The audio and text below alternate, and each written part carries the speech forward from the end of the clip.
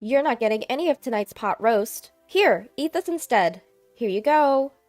But this is leftover soup and salad from 2 days ago. It might have gone bad, but you can handle it, right? Don't be wasteful. Eat up. I don't want to waste good meat on you. I can't eat this. What was that? Leftovers are perfect for you. Stop complaining and eat up. My mother-in-law always directs such nastiness towards me. She's so obnoxious, it just gets under my skin. My name is Mary, a 27-year-old woman juggling both work and home responsibilities. I got married only a year ago, so I don't have any kids yet. Right now, we're living with my husband's family in their house. I never wanted to live with my in-laws, but since my husband is the eldest son, we didn't have much choice.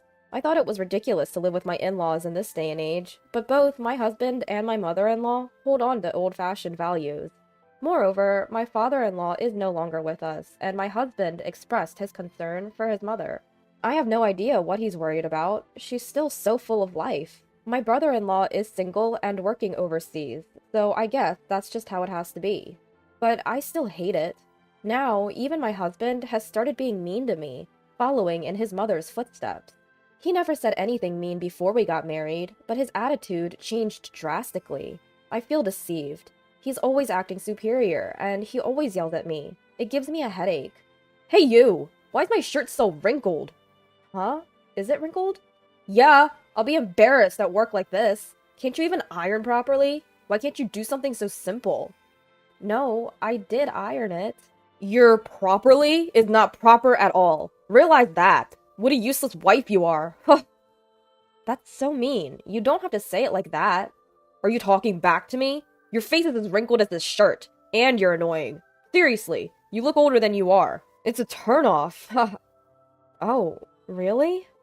Before we got married, he used to call me adorable. He treated me like a princess. But now, he insults my appearance and laughs about it. I don't understand why he would say such a thing. I'm not wrinkled or anything. It crossed my mind that he's actually balding for his age. I even found myself wishing that he would go completely bald one day. Our marriage is still pretty new, but I'm concerned about the future. Sometimes the word divorce even flashes through my mind. I was exhausted every day, and once I finished the housework after getting home from work, I felt like I was about to collapse. But my mother-in-law never helps with the chores. She seems to spend her whole day blankly watching TV. There were crumbs from snacks on the floor in front of the TV, and a lot of them. I had to clean them up, and I wish she would at least use a plate. Then, after dinner one day, my mother-in-law started to speak. Hey, let's all go to a spa resort when the new year comes. Oh, that sounds great. All right, I'll make the reservation. I'll get on it first thing tomorrow. Thanks, Mom. My husband and mother-in-law seemed very happy. I didn't really want to go with these people, but I was interested in the spa resort itself. I love visiting spa resorts, and this one was famous enough to be featured on TV recently. I thought it could be a great memory if I could ignore these annoying people. So inside, I was actually excited. After this, my mother-in-law said she had something to discuss. I wondered what it was and headed to the living room. You know, we only have a small car, right? So I was hoping we could borrow your family's minivan. After all, we can load lots of luggage in it. All right, I guess. My father has both a minivan and a small car. He usually commutes in the small car and uses the minivan for shopping trips or camping, which is his hobby. When I called my father, he readily agreed to lend it to us. With that, we welcomed the end of the year vacation. I had to clean the house, so it was again incredibly busy. However, thinking that a spa resort was waiting for me after getting through this year-end period helped me push through. As expected, my mother-in-law wouldn't move from the sofa. She laid there all the time, looking like a statue. Then the morning of New Year's Day arrived. I woke up thinking about the long-awaited spa resort, but was surprised when I looked at the alarm clock. I had overslept. What? It's already 8:30?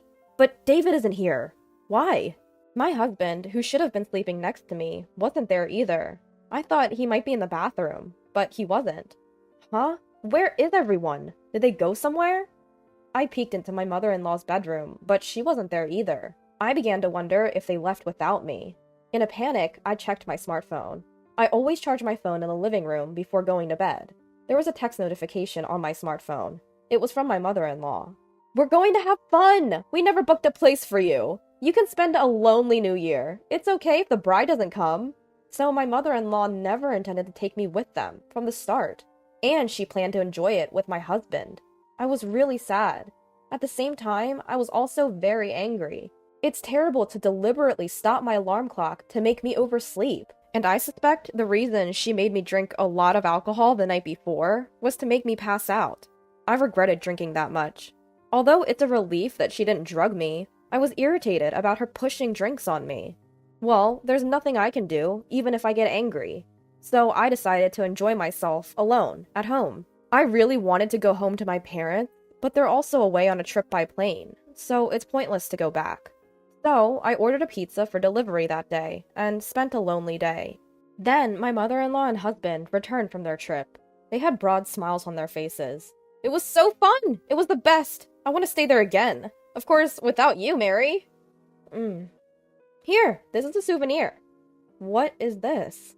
It's a stone I found lying around. It suits you perfectly. Oh, is that so? I couldn't help but think that my mother-in-law was extremely spiteful. Frustrated, I went to return the minivan to my parents' house. I thought they would be home by now. When I arrived at my parents' house, my father came to greet me. Did you enjoy the spa resort? That famous spa should have been quite satisfying. I didn't go because I'm the bride. What? I was told by my mother-in-law that it's fine if the bride doesn't come. I was left behind. When I woke up in the morning, no one was there. What? After that, my father started to do something. Then, he had me sit in the passenger seat of the minivan and started driving. The car was headed back to my in-laws' house. When I glanced at my father's face as he drove, he seemed to be angry. Well, any father would get angry if their daughter was treated that way. But I was taken aback because I had never seen such a look on my usually calm father's face. Then my father stormed into my in-laws' house with something in his hand. My mother-in-law came out. Oh, hello, and Happy New Year! Sorry for borrowing your minivan. Happy New Year. Speaking of which, you left our daughter behind, didn't you? No. Mary said she had a fever and couldn't go, so we had to leave her behind reluctantly. I even offered to take care of her. My mother-in-law was lying through her teeth with a smirk on her face. She definitely never said anything like that, and I wasn't even sick with a cold. I wondered how she could tell such an obvious lie. I thought something must be wrong with her brain.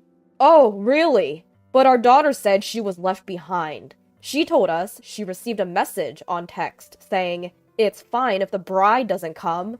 Did I say that? I don't remember. You did. Look at this text. I showed her the text messages. However, she still insisted she was innocent. I was surprised at how thick-skinned she was to still deny it, even cornered this far. In a sense, it was admirable. You're still saying that, huh? You're truly a sad person. Oh, by the way, can I charge you for the cleaning of the car interior? What? Why? Because you dirtied it. With a married man, nonetheless. What a filthy and disgusting scene. What are you talking about? This right here. It was captured by this dual camera. What my father had in his hand was a dash cam. This one has dual cameras, so it can record not only the outside, but also the inside of the car. The advantage of being able to record the inside of the car is that it can provide evidence that you were driving safely. My mother-in-law doesn't know much about car supplies or cars in general, so there's a chance she didn't realize this was a dual camera. But what was she doing with a married man in the first place? I regretted watching the footage that my father played back. After all, there were images of my mother-in-law in an indecent posture and an unknown man. Even though my father-in-law is no longer in this world, it's insane to do such a thing with a married man.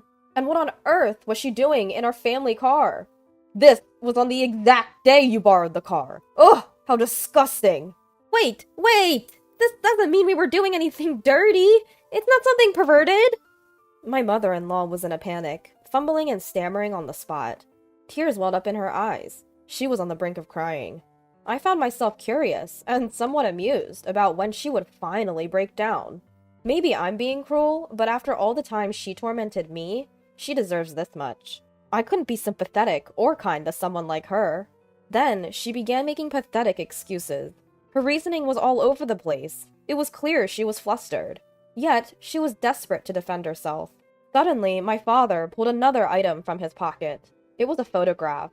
The picture showed my mother-in-law and the man from the video engaged, in a sordid act in broad daylight. It was unthinkable. The background of the picture suggested it took place somewhere secluded, but the audacity to do this in the daytime was still shocking. You wouldn't have seen these if you hadn't been mean to my dear Mary. Why do you have that picture? Because I'm a detective, remember? Oh. Do you recall now? Look, I've been telling you this all along, haven't I? My father is a detective, which explains why he had such a photograph. Coincidentally, the wife of the married man in the picture had hired him for an infidelity investigation. It turns out the wife of this man hired me to investigate her husband's affair. I was surprised to discover you were the other woman. I was going to inform her next week, but I didn't expect to show you this so soon. Huh.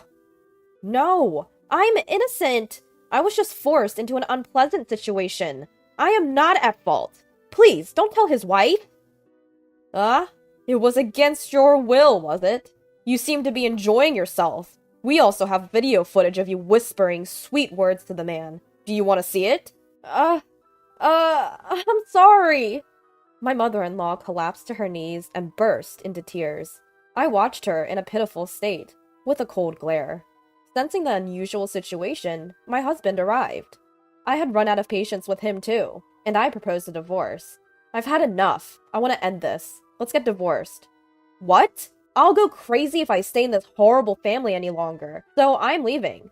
Hold on. What will happen to our living expenses if you leave? Huh? I was fired a while ago. My husband dropped a bombshell. Apparently, he had been fired at the end of the year. I was taken aback as he had not told me this. Despite knowing his job was terminated, he had still decided to go on a spa resort trip. He was a complete fool. I felt I had no choice but to divorce him. I took off my wedding ring and left it there.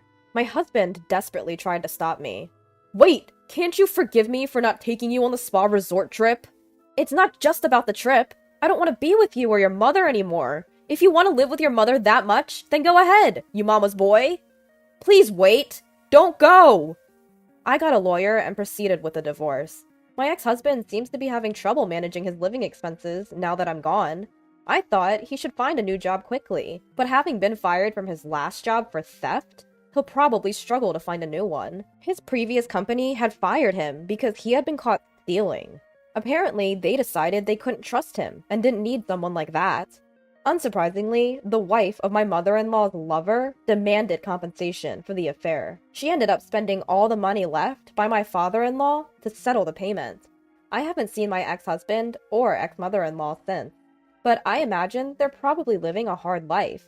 It doesn't matter to me anymore. Currently, I'm living alone and enjoying my work. I made the right decision not to have a child with my ex-husband. Now, I am enjoying a peaceful life and would be happy if I found a new love. If such an opportunity arises, I plan to make sure to choose wisely.